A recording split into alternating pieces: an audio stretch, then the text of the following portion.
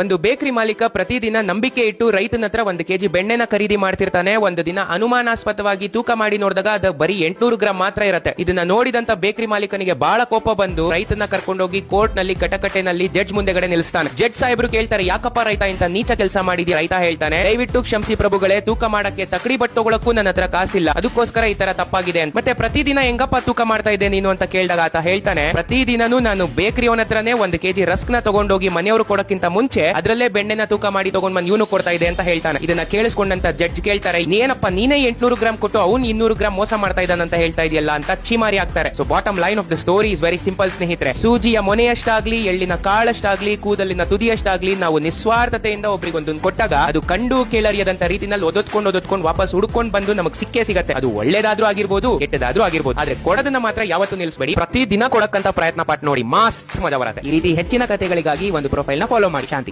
ಒಂದು ಬೇಕರಿ ಮಾಲೀಕ ಪ್ರತಿದಿನ ನಂಬಿಕೆ ಇಟ್ಟು ರೈತನ